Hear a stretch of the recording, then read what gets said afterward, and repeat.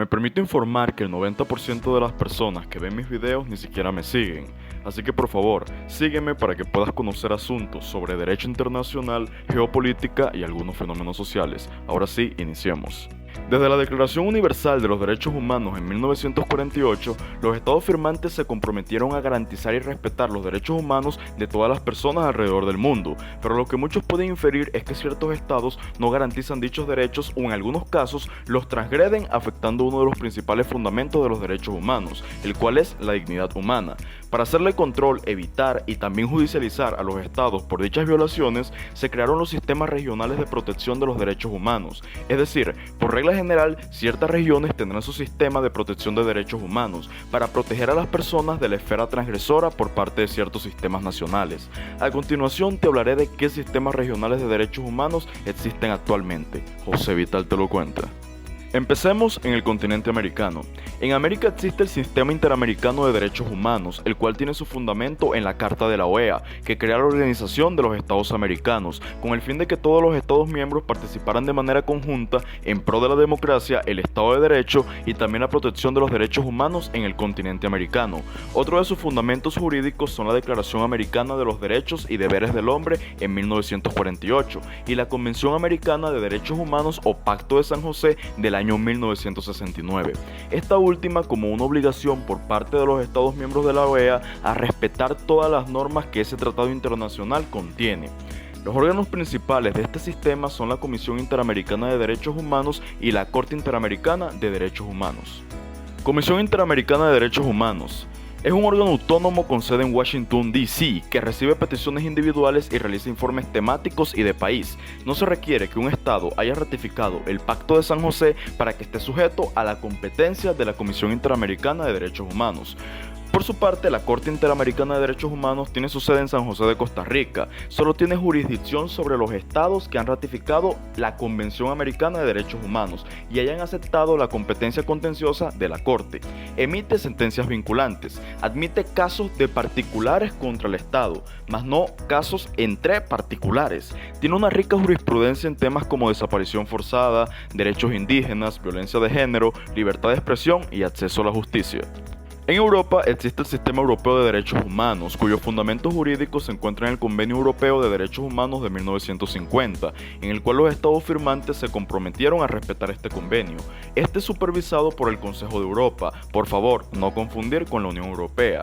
En cuanto a su órgano principal, respecto a este sistema, existe el Tribunal Europeo de Derechos Humanos. Tiene su sede en Estrasburgo, esto es en Francia. Puede recibir denuncias individuales y estatales. Sus sentencias son obligatorias para los estados condenados y han tenido un fuerte impacto en las reformas legislativas europeas. En cuanto a las características distintivas de este sistema, se puede decir que es el sistema más antiguo y consolidado de los que existen.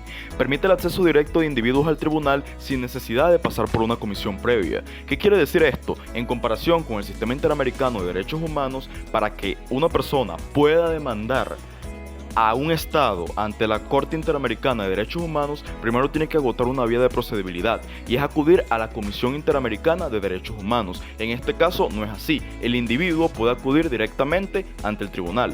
Otra característica es que ha desarrollado una jurisprudencia sólida en materia de derecho a la vida, debido proceso, privacidad, libertad religiosa y derechos de las minorías. Nos vamos a África y encontramos el Sistema Africano de Derechos Humanos, cuyo fundamento jurídico es la Carta Africana de Derechos Humanos y de los Pueblos, la Carta de Banjul, que es la capital de Gambia, de 1981.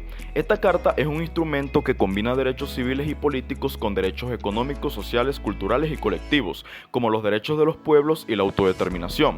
El Sistema Africano de Derechos Humanos tiene una particularidad, y es que coexisten de manera muy equitativa en los países del continente los dos sistemas jurídicos más utilizados en el mundo, tanto el Civil Law como el Common Law.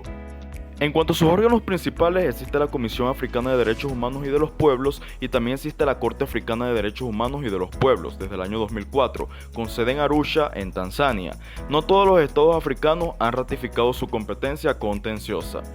En cuanto a las características distintivas de este sistema, se puede decir que reconoce los derechos colectivos y de solidaridad como el derecho al desarrollo y a un medio ambiente sano.